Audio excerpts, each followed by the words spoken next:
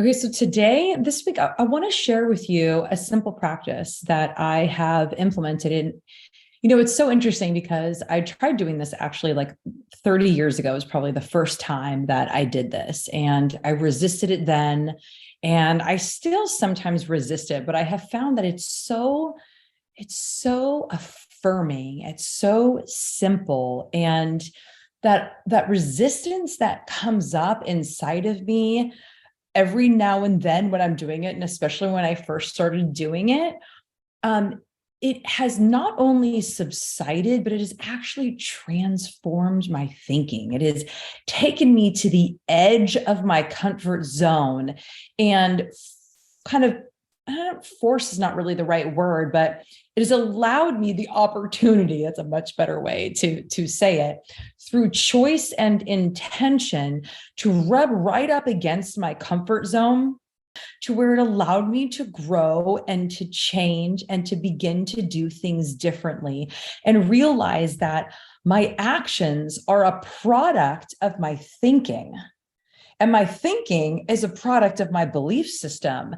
But beliefs, believe it or not, are just thoughts that we thought over and over and over and over and over again. And then they got solidified by our own experience in the world based on the things that we saw and that we experienced and that we either did or didn't do or tried and saw other people doing. So we look out into the world for data and information to reinforce our belief system, which is just thoughts that we repeat over and over and over again, creating this kind of the reality of who we are, these weekly power lessons, and offering you opportunities to come join me for my daily rise and shine, where we do accountability and stretching and meditation and being intentional with our food and our thinking for the day. And my hypnosis clients that I see one-on-one, there is as that person who's coming to you with resources, with experience, with guidance. And one of the things, and I'm getting to it, I'm painting the big picture so that we really are coming together in an atmosphere of really understanding like how important this really is and how important this has been to me. And I get that if you have resistance against it, getting pen and paper and actually writing down my intentions for my nutrition, my food plan, my menu, my whatever you want to call it for the day. Now, some people do it for a whole week or a month, or, they do like a specific kind of diet because they want to lose the weight or whatever it is. And what I found is that there's never going to be a day in my life that I don't need food. Right. And food and what I eat and how I eat and emotional eating and my body and thoughts about my body have been top of mind for a really long time. Now, I know this is not everybody's experience. This is just my experience. And so for me to take that time, it's really an act of self-care, saying my body matters. My intention matters. So my thinking and my intention matters. My body matters. My health matters. I matter. And so to take this like internal world and put it into reality and into practice, into matter, if you will, connection between the internal and external world happens very easily when we put pen to paper. And so every morning, sometimes I do it in the evening as well for the following day, or at least in the morning for that day, I write down what my intention for breakfast, for lunch, and for dinner is. And it's really come to my awareness that I feel the best.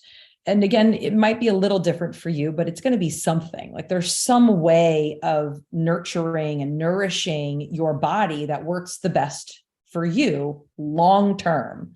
Right. I'm not talking about, whatever cleanse that you're going to do because you feel amazing in that moment. I'm talking about long term, like today, tomorrow, next week, next month, 10 years from now.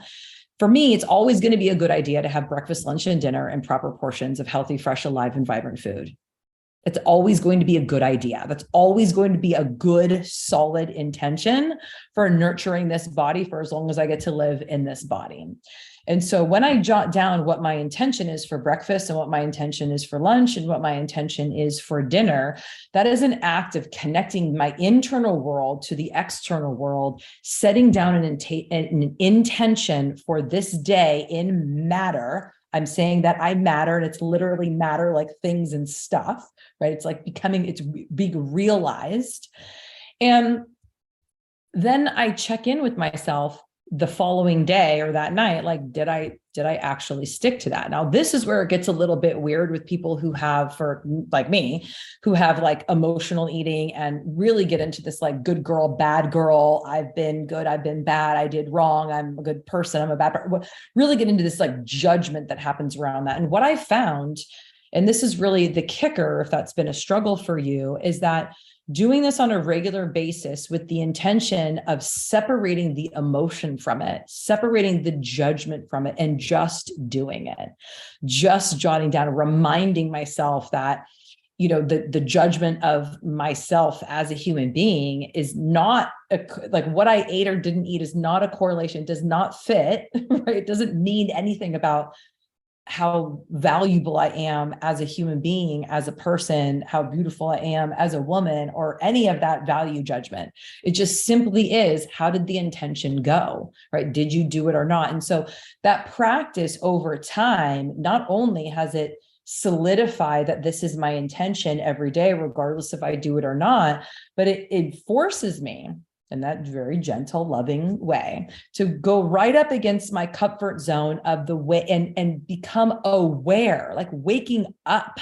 not going dormant anymore with how I think about myself and how I judge myself. And this is a way, in a very private, very kind of exact way, right? So it's not wishy-washy, like I've written it down. So there's no like, in my mind, it's not vague. I don't get to make things up. Like, it's in black and white on paper. Like, did you do that or not?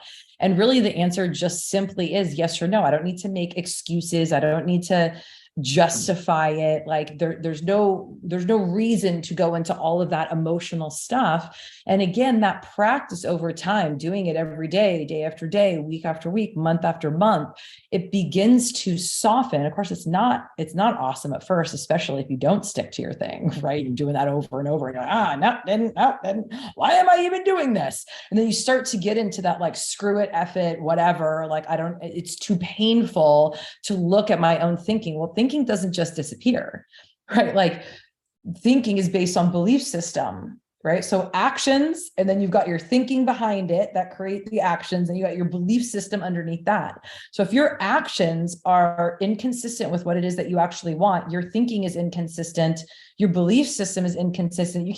There's no just like, I'm just not going to think about it anymore. It will go away. Like, if I don't look, that's not how it works. Like, I suffer the consequences of my flawed thinking, regardless if I want to or not. So addressing the flawed thinking in that moment when it's happening, and again, really coming to terms of like, judging myself based on what I ate or didn't eat is no longer acceptable. Like, bottom line, just base foundation. That is no longer a belief or a thought process that I will carry on into tomorrow and the next day unattended to, unaddressed, right? Like, it's going to come up, especially if that's a pattern of thinking that we've had for a really long time. I mean, Lord knows I had it since I was like 8 years old. So it is taking time, right? It's softening around the edges each time. And so every time I run up against myself in that way, and I notice that same thinking of wanting to quit and wanting to hide and wanting to not think about it, and, you know, just wanting it to go away and not do it anymore, I get to remind myself, oh yeah, that's that old thought. That's that old belief. Okay, so how are we going to soften that? How are we going to change that? How are we going to work around it? How are we not going to keep that BS alive? Super powerful stuff. And for those of us who have, foodie issues, God bless, everyone's got something. So don't think that you're looking out on anyone else's perfect life. And it's like, we're the only ones that have to deal with this crap. Everyone's got something that brings them to their edge of their comfort zone, because we're always changing and growing and morphing, in so many different ways. And so there's always something to deal with. And for us, it's actually kind of nice because it's very pretty concrete, right? It's like right in my face, like all day long, all the time, what my thinking is around, whatever's going on, because it comes out in my relationship with food on a regular daily basis. So it's kind of a blessing in a way, in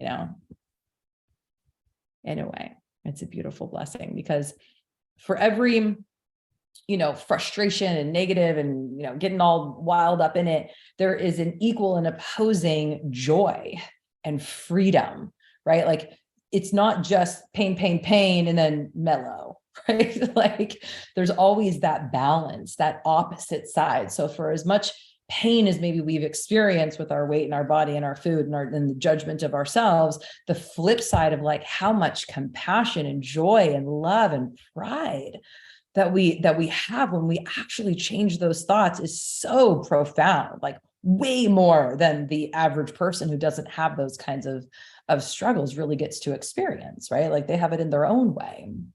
So that's my tidbit, my power lesson for today. Super powerful stuff. We can really come together and support each other as women on a consistent basis, really dropping the weight, literally the weight, like literally off of our bodies, but also off of our minds. All of that traumatic thinking about our bodies, it's just enough already. Drop the weight, dropping the weight off of our shoulders, always taking care of everybody else, right? Like, our body, our life, our mind, our time doesn't matter. Total BS. Dropping the weight off of our heart with all of that sadness and frustration from the past, like letting that stuff go. It is a process, a daily process. And so we need each other. I love you so much. I hope you're having a really wonderful, beautiful, blessed day. Make sure that you stay hydrated. I don't have my water with me, but I do have tea, a little mint tea. So cheers to your hydration. See you later.